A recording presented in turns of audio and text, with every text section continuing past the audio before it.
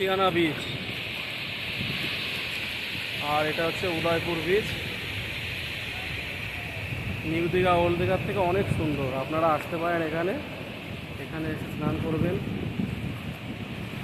অনেক দূর অবধি এরকম বালিয়াড়ি পাবেন, বালির বিচ পাবেন, সুন্দর দারুণ। দীঘায় যেমন নেমেই সমুদ্র, বেশিটা ফাঁকা হয় না, জল থাকে। এটা দেখুন কি সুন্দর ঢেউ।